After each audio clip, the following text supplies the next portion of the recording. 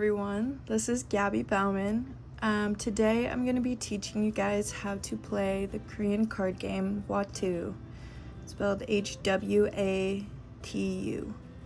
My grandma gave me these cards and she taught me how to play, so I don't know any Korean, so I don't know the Korean words for the cards, but I will teach you how she taught me. Feel free to take a screenshot of this visual right here, and I'm just gonna go through the points on each of these cards and you can write them down. These cards here with the red marking and here, those are called gwang and they're worth 20 points.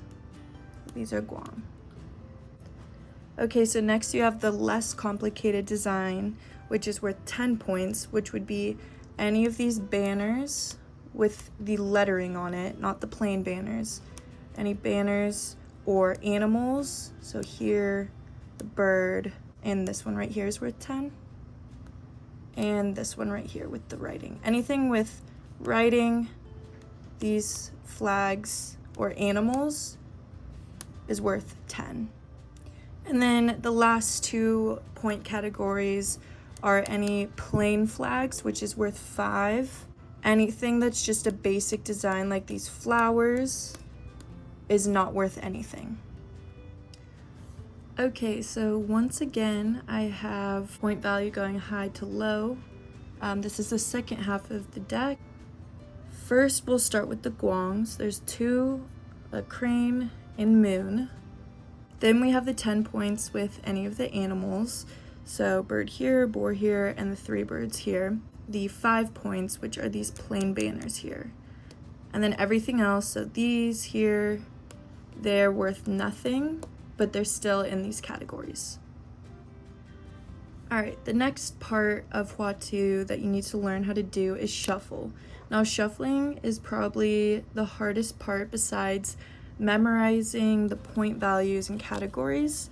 I still can't do it at all very well from lack of practice. The idea is you pull the cards out like this while you're pulling from the other side and putting it back on top. And people who can actually do it can do it really fast.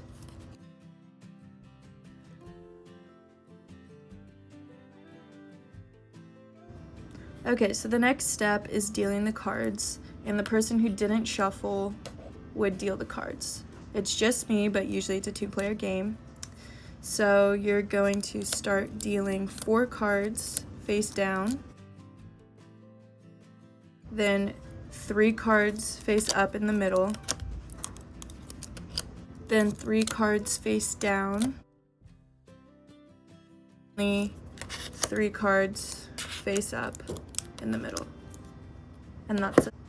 So the premise of the game is to match your cards that you get on your deal to the cards in the middle. Match the categories. You can take your card and whatever one you take with it. So you're trying to get the most points. This is the highest point card in this mix, so I would want to get that if I did, and I do, so I just got 20 points.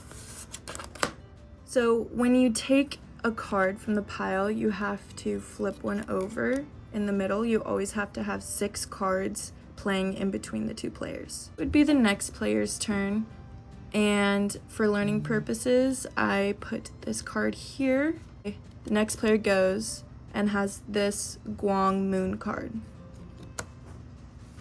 They would take it and then flip a card over.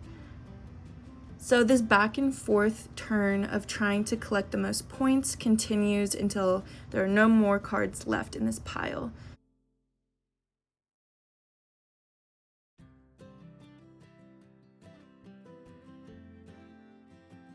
I've run into the common problem of nothing that I have matching on anything on here.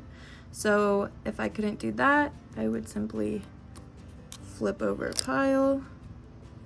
And I still don't have any, so it's the next player's turn.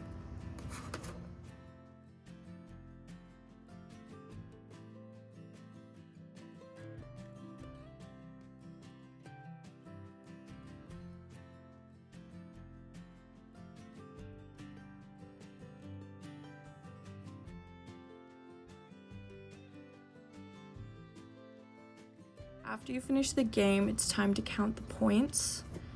This is what player 1 got in that round. To count the points, you count all of the values that I told you at the beginning of the game, what they were worth, and then if you get a set of all 4 of a design, which happens 3 times here, then you get an extra 15 points. In total, player 1 got 130 points, and player 2 came out with 155 points. Notice the sets of 4 here. There's 4 sets of 4, each worth 15 extra points. So player 2 won by 25 points. This is how you play a very simple version of various different versions of the Hwa Tu Korean card game. There's more complicated ways, there's easier ways, but this is the way my grandma taught me. I hope you guys enjoyed watching and you learned something helpful and fun.